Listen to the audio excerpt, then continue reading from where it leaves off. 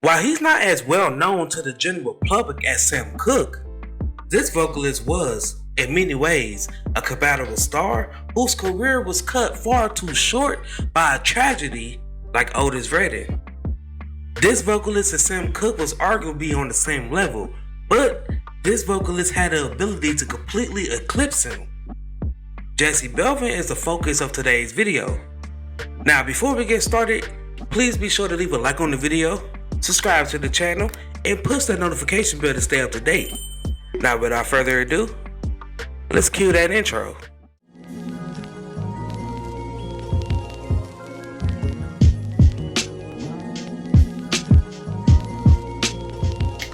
Jesse Lorenzo Belvin was born on December 15, 1932 in Texarkana, Texas. Selena, his mother, would soon relocate her family to San Antonio, Texas. Belvin's family would relocate again to southern Los Angeles by the time he was 5 years old. He was raised in a church-going family and he would sing in the church choir. By the time he was a teenager, he would lead his church choir. As a teenager, he discovered R&B and jazz music, which he began to develop a passion for secular music, as many great musicians always do. His voice was as smooth as butter, even as a greasy teenager. On July 10th, 1949, Belvin, he would open for Big J McNeely and Lionel Hampton at the 5th Cavalcade of Jazz, which was organized by Leon Heffen Sr. in Los Angeles. That next year, Belvin, he would join Big J McNeely's group as a supporting vocalist for the quartet 3 Dots and a Dash. Belvin's falsetto was featured significantly on the group's debut hit, All the Wine Is Gone. All that wine is gone. All that wine is gone. This record was so highly received by the audience that the group would put Belvin's name right next to McNeely's on their next song, Sad Story.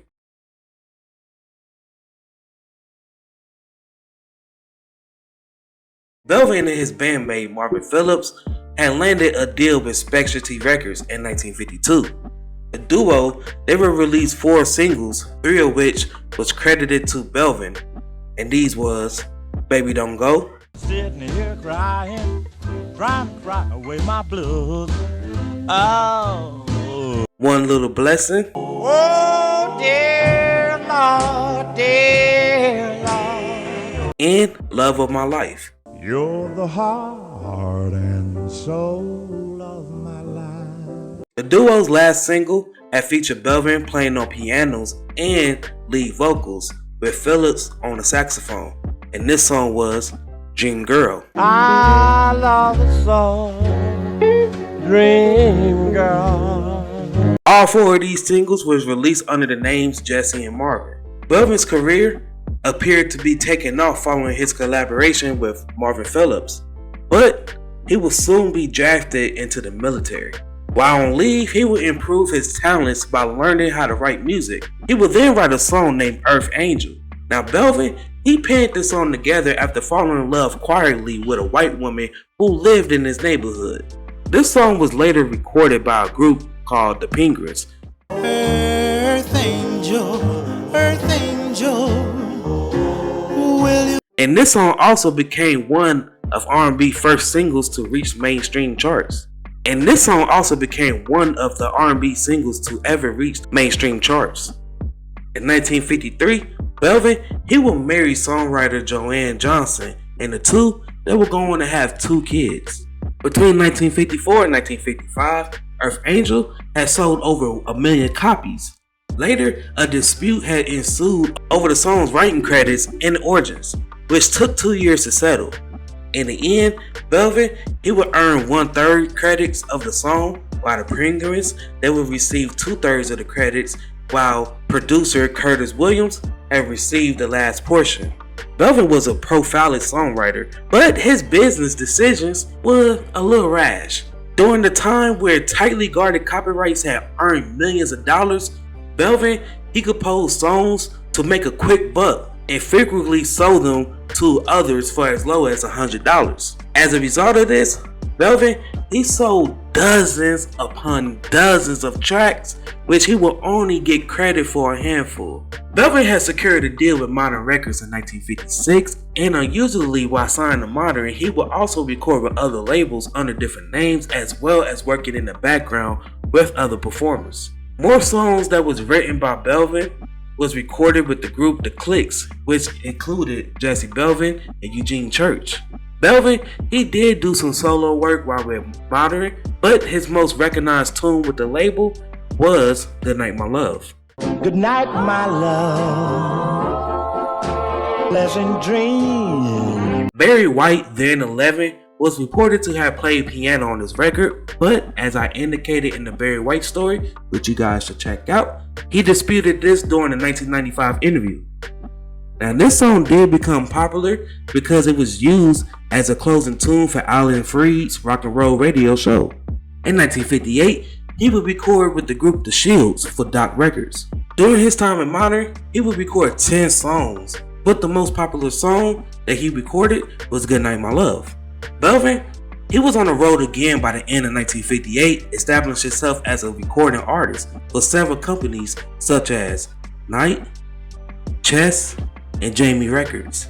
During this period, he also recorded with the group The Sharp Tones for Aladdin Records. That year, he would record his biggest hit for the group The Shields with the single You Cheated. You cheated, you lied, you said that you loved. This single was already recorded by a white group named The Slades, but the Shields version was the most popular.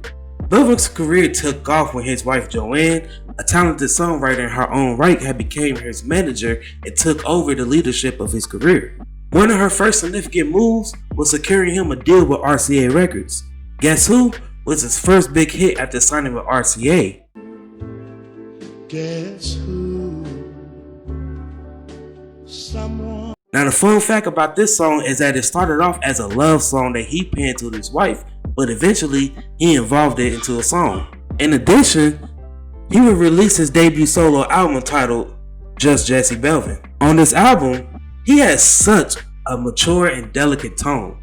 Belvin's new approach is easily comparable to the likes of Nat King Cole and Billy Eckstine. Belvin, believe it or not, was a model for Sam Cooke before signing with RCA. During this period, Belvin, he earned the moniker Mr. Easy. RCA, that was attempting to shape Belvin as a crossover star for the white audiences, as well as a professional rival to Capitol Records artist Nat King Cole. He later recorded a series of songs with producer Marty Paich, which was Blues in the Night, A woman's a two-faced, a wearisome thing who leave In the Still of the Night,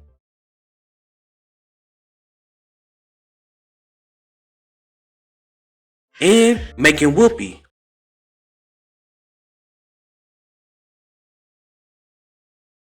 All of which featured on his second album, Mr. Easy. Belvin, he performed with Sam Cooke, Jackie Wilson, Marv Johnson, among other artists at Little Rock, Arkansas on February 6, 1960, prior to the release of this album. This was the first ever rock concert that was ever held in Little Rock history.